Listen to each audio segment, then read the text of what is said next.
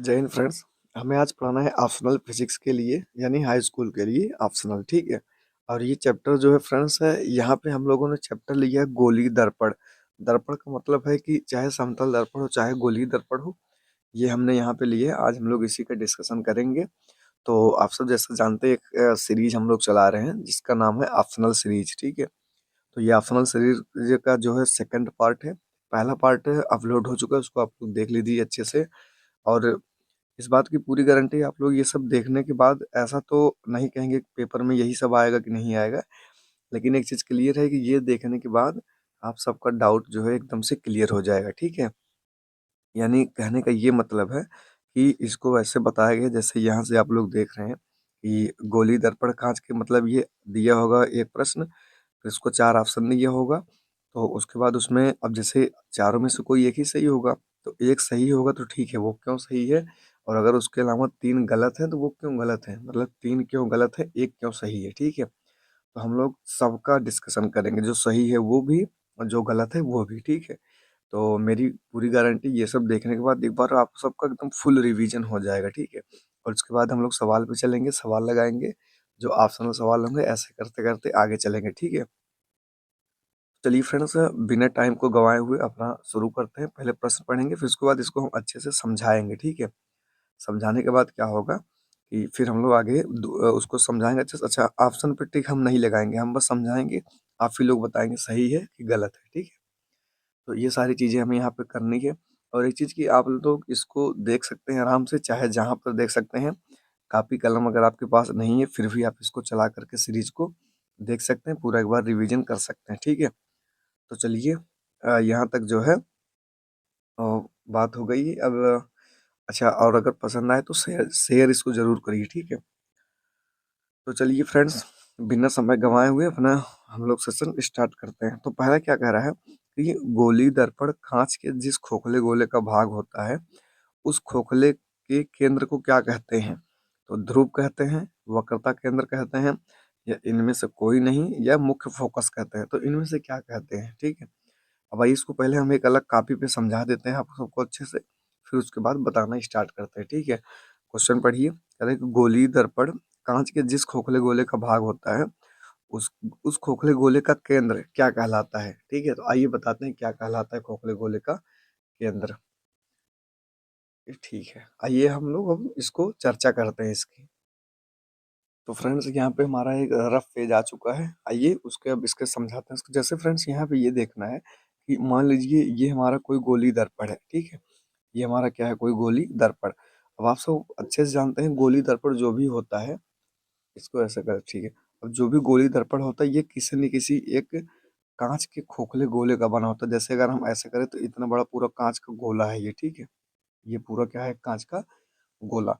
अब अगर कोई भी गोला होता है तो उसका एक केंद्र होता है, उसका क्या होता है, केंद्र। अच्छा, अब हमको फ्रेंड्स क्या करना है, पूरे गोले में से इतना काट के निकाल लेना है, यानी यम यम डैश, इसको नाम दे देते हैं यम यम डैश, ठीक है। इतना काट के निकाल लेते हैं, बाकी गोले को छोड़ देते हैं। तो अब ये जो गोला है हमारा, ये वाला जो पूरा गोला है, ये इसका केंद्र है, ठीक है। तो अगर ये सारा गोला हट गया लेकिन केंद्र अब भी तो है, तो ये जो केंद्र है, केंद्र को ऐसे बढ़ाएंगे आगे की तरफ, ठीक है। ये हमारा होता है मुख्य अक्ष, ये हमारा क्या होता है, मुख्य अक्ष। तो जो, अब कहने का मतलब ये है कि जो ये गोला है, गोले का जो केंद्र है, केंद्र तो यही है लेकिन ये दर्पण है, तो इस दर्पण को कहते हैं, ये अभी भी केंद्र है। अब इसका नाम हो जाता है वक्रता केंद्र। क्या नाम हो जाता है, वक्रता केंद्र। इसको दिखाते हैं सी से, क्योंकि सी का मतलब होता है सेंटर। और फ्रेंड्स यहाँ पे इसके मध्य भाग पर ये पी होता है। पी का मतलब ये होता है ध्रुव, इसको बोलते हैं, ठीक है।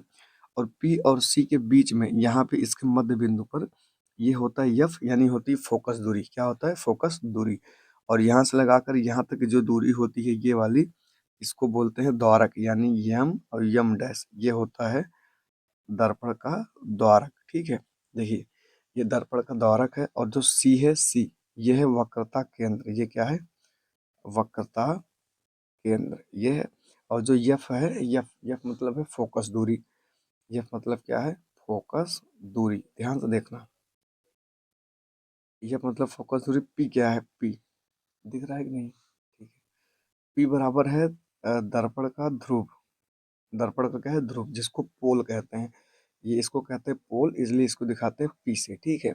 तो फ्रेंड्स फिर से देखिए, ये दर्पण का ध्रुव है, ये केंद्र है, केंद्र और ध्रुव का मध्य भाग जो होता है, मध्य बिंदु, इसे कहते हैं यफ, यानी फोकस कहते हैं, इसे क्या कहते हैं, फोकस, ठीक है।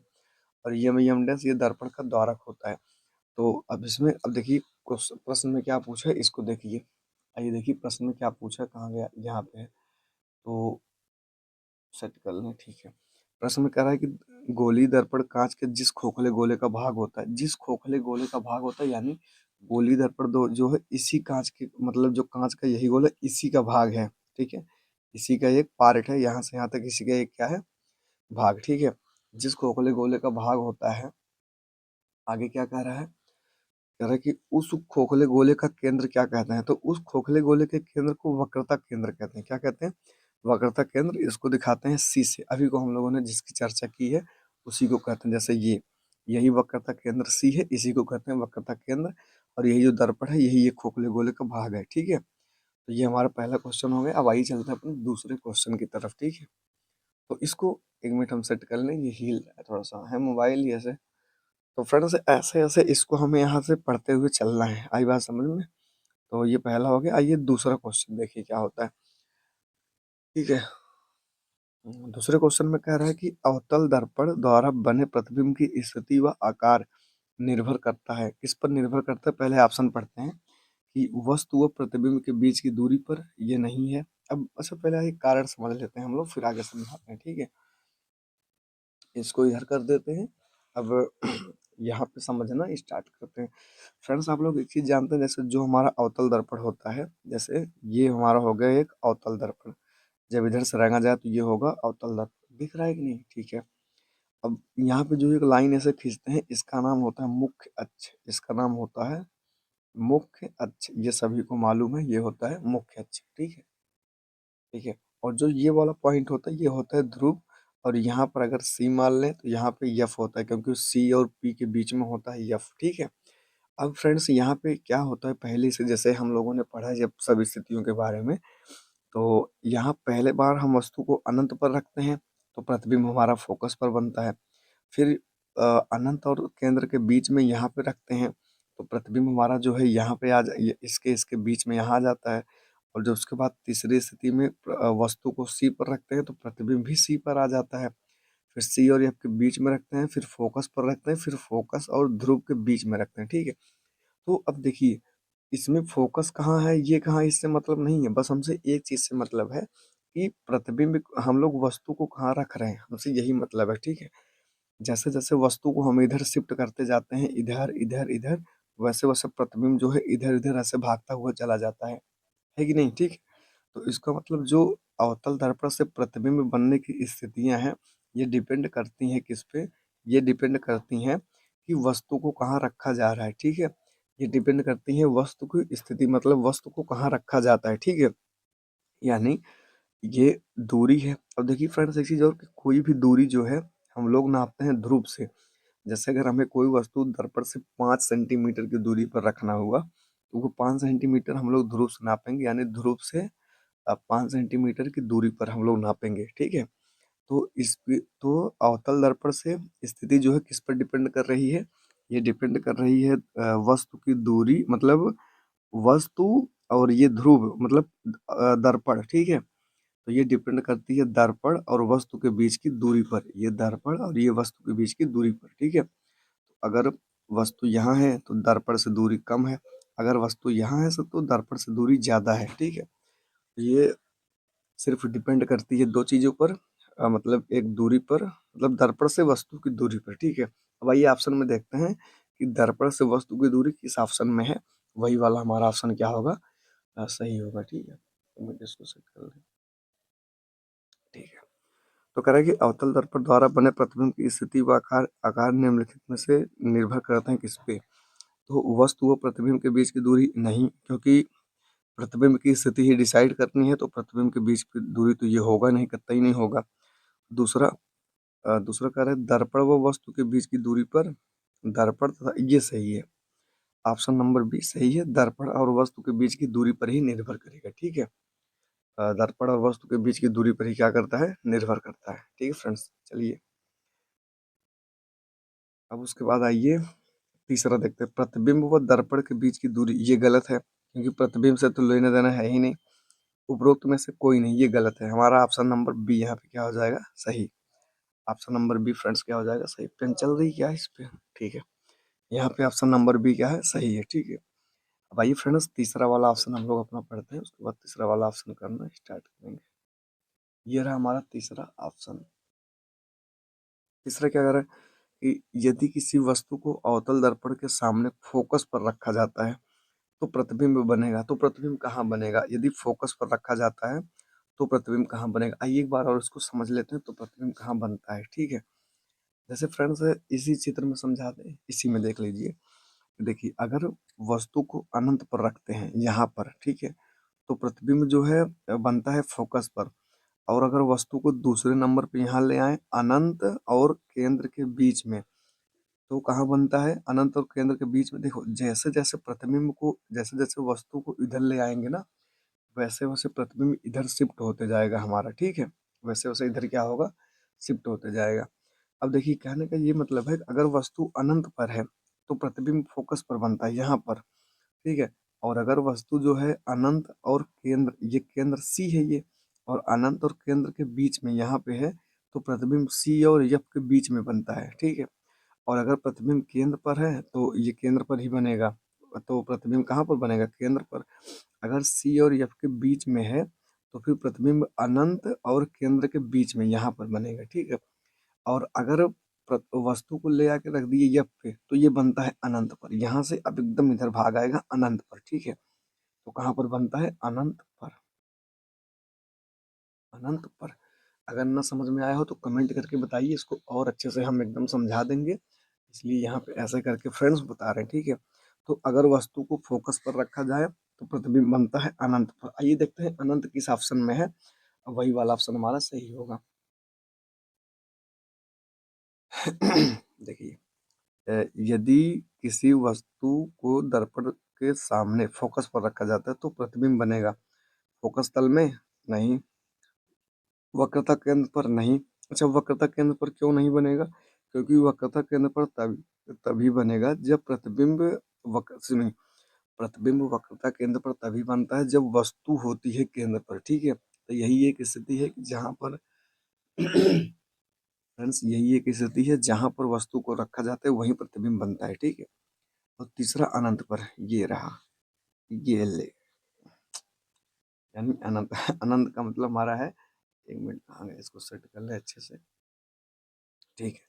ये हमारा अनंत वाला सही है, देखिए अनंत पर सही का टिक लग गया, ठीक है। तो हमारा ये अनंत वाला क्या है, सही है। और दर्पण के पीछे ये गलत है। दर्पण के पीछे बनता है लेकिन एकदम लास्ट वाली स्थिति में, जब हम लोग दर्पण को, जब हम लोग वस्तु को कहाँ रखते हैं, जब हम लोग वस्तु को फोकस और ध्रुव के बीच में रखते हैं तब दर्पण के पीछे बनता है, वो भी काल्पनिक बनता है। ये बस एक स्थिति यही वाली होती है, ठीक है। तो चलिए ये तो हो गया तीसरा। आइए अपन चलते हैं क्वेश्चन नंबर चौथे पे। ये चौथा देखते हैं क्या कहता है। यहाँ पे दिख रहा है कि नहीं, एकदम दिख रहा है अच्छे से, ठीक है। चौथा क्वेश्चन क्या कहता है कि उत्तल दर्पण द्वारा बना प्रतिबिंब होता है। तो उत्तल दर्पण द्वारा बना प्रतिबिंब कैसा होता है, पहला आभासी व सीधा होता है। एक मिनट इसको मिटा दें, नहीं तो आप लोग सोचोगे यही सही है, ठीक है। कहेगी उत्तल दर्पण द्वारा बना प्रतिबिंब होता है, कैसा होता है, आभासी सीधा व छोटा होता है, वास्तविक सीधा व छोटा होता है, आभासी सीधा व बड़ा होता है, वास्तविक उल्टा छोटा, ठीक है। आइए पहले इसको समझा देते हैं फिर आप लोग बताइए, उसके बाद हम लोग चर्चा करते हैं बाद में, ठीक है। इसको पहले समझा देंगे और इसको हम नहीं बताएंगे, इसको आप ही लोग को बताना है, ठीक है ना। तो परछाई आ रही कहाँ से? अच्छा कैमरे, ठीक है। तो आइए इसको हम समझा देते हैं, फिर उसके बाद आप लोग आराम से इसको बताना, हम नहीं बताएंगे, ये आपकी जिम्मेदारी, पेपर आपको देना है। तो बच्चों आइए देखिए यहाँ पे जैसे क्या होता है कि हमारे पास पहले तो दर्पण, एक फ्रेंड से एक चीज और है। अगर पूछा जाए आपसे कि दर्पण कितने प्रकार का होता है, ठीक है। अगर पूछा जाए दर्पण कितने प्रकार का होता है तो बहुत लोग के मन में आएगा तीन प्रकार का, एक समतल, एक उत्तल, एक समतल, एक उत्तल एक अवतल, समतल उत्तर अवतल, जो कि वो गलत है, वो गलत है। दर्पण मेनली फ्रेंड्स दो ही प्रकार का होता है, एक होता है समतल, कौन सा होता है, समतल, और एक होता है गोली, क्या होता है, गोली। ये चीज ध्यान में रखना क्योंकि पेपर में ना गलती यहीं से होती है। एक होता है दर्पण दो प्रकार का, एक समतल एक गोली। अब जो गोली दर्पण होता है ये दो प्रकार का होता है, ठीक है, ये होता है दो प्रकार का, एक होता है उत्तल और दूसरा कौन सा होता है, अवतल। फ्रेंड्स एक होता है उत्तल दर्पण और दूसरा कौन सा होता है, अवतल दर्पण। ये होते हैं दो प्रकार के दर्पण, ठीक है। अब आइए बात करते हैं, अगर पूरा टोटल जैसे यहाँ पे देखा जाए तो यहाँ पे एक समतल दर्पण है, एक उत्तल एक अवतल, ठीक है। तो हमसे क्या पूछा उत्तल दर्पण के बारे में, तो हम लोग आइए सिर्फ उत्तल की चर्चा नहीं करेंगे, सबकी चर्चा कर लेते हैं, चाहे उत्तल हो चाहे अवतल हो चाहे समतल हो, ठीक है। क्योंकि आगे अगर पूछेगा तो हम लोग उसी से टिक मार देंगे। तो यहाँ पे इसको करके यहाँ पे लिखना शुरू करते हैं, दिख रहा है, ठीक है। सबसे पहले हम चर्चा करते हैं समतल दर्पण की, किसकी, समतल की, समतल दर्पण, इसकी चर्चा करते हैं। तो फ्रेंड्स समतल दर्पण में क्या होता है हम आपको बताते हैं, एकदम अच्छे से आप लोग समझ जाएंगे। आप लोग डेली जो शीशा देखते हैं अपने घरों में, जिसपे चेहरा देखते हैं अपना, ठीक है, वही है समतल दर्पण, यानी शीशा जिसको कहते हो, वो समतल दर्पण है। वो क्या है, समतल दर्पण, शीशा, ठीक है। अब जब तुम समतल दर्पण के सामने आप लोग खड़े होते हैं तो क्या होता है कि जितना बड़ा आपका चेहरा होता है उतना ही बड़ा उसमें चेहरा दिखाई देता है, यानी जो वस्तु का प्रतिबिंब होता है वो वस्तु के आकार का बराबर होता है, यानी जो प्रतिबिंब होता है, क्या होता है, प्रतिबिंब ना, ये बराबर होता है, जो वस्तु का प्रतिबिंब होता है ये बराबर होता है वस्तु के, किसके होता है, वस्तु के, ठीक है। दूसरी चीज क्या होता है, अब देखिए जैसे फ्रेंड्स क्या है कि जो उसमें प्रतिबिंब बनता है उसको अगर आप लोग पर्दे पर प्राप्त करना चाहें तो नहीं कर पाएंगे, यानी आपको लगेगा, जैसे यहाँ पे देखिए, जैसे ये दर्पण है, ठीक है, आपको लगेगा कि यहाँ आप खड़े हैं तो आपको लगेगा इधर भी कोई खड़ा है, जबकि कोई खड़ा नहीं होता। अगर पीछे जाके देखेंगे तो कोई नहीं रहेगा यहाँ पे, ठीक है, कोई यहाँ पे रहता नहीं है। तो अच्छा, इसको हम एकदम अच्छे से समझाए हैं कि कौन सा दर्पण कहाँ पर वास्तविक प्रतिबिंब बनता है, कहाँ पे रियल बनता है। तो चलिए यहाँ बता देते हैं कि अगर जैसे ये दर्पण है, इसके सामने आप अगर कोई वस्तु रखो तो पीछे पर्दा लगाने पर अगर ये पर्दे पर प्राप्त हो रहा है प्रतिबिंब, ठीक है, तो प्रतिबिंब वास्तविक होगा। लेकिन समतल दर्पण के साथ ऐसा कुछ नहीं होता। अगर यहाँ पे जैसे ये दर्पण रखा गया है, इसके सामने ये कोई वस्तु रखी गई है, तो इसके पीछे अगर यहाँ पे पर्दा लगाओगे तो पर्दे पर इस वस्तु की परछाई यहाँ पे नहीं दिखेगी, ठीक है। तो ये होता है काल्पनिक। ये कैसा होता है, काल्पनिक। काल्पनिक का मतलब होता है आभासी प्रतिबिंब। कैसा होता है, आभासी, ये होता है आभासी। अच्छा ठीक है, दूसरा क्या होता है, ये तो पहली बात तो देखो समतल दर्पण में पहली बात प्रतिबिंब जो है वस्तु के बराबर बनता है। दूसरी बात क्या है, आभासी बनता है। तीसरी बात क्या है, सीधा बनता है। क्या बनता है, सीधा। ये हो गया किसकी बात, ये हो गई समतल दर्पण की बात, ठीक है। अब जगह खाली है यहाँ पे, एक मिनट रुकिए, ठीक है। अब यहाँ पे हम लोग चर्चा करते हैं उत्तल दर्पण की। उत्तल, उत्तल, हमारी हिंदी थोड़ी सी कमजोर है। उत्तल दर्पण, ठीक है। उत्तल दर्पण का हम लोग फ्रेंड्स एक एग्जांपल आपको बता रहे हैं। जो गाड़ियों के साइड ग्लास होते हैं, जो जैसे दो चक्कर, जिसमें पीछे की साइड देखते हैं, जो होता है साइड ग्लास, ठीक है। जो साइड ग्लास होता है ये होता है एक, ये होता है हमारा उत्तल दर्पण। कौन सा दर्पण होता है, उत्तल दर्पण। तो अब आइए इसके बारे में कुछ चीजें आपको समझा देते हैं, उत्तल दर्पण, ठीक है। तो देखिए अगर वो साइड ग्लास होता है तो उसमें प्रतिबिंब आप लोग देखते हैं तो सीधा बनता है। कैसा बनता है, सीधा, ठीक है। दूसरा काल्पनिक, यानी उसमें भी आभासी बनेगा। कैसा बनता है, आभासी, सीधा बनता है, आभासी बनता है।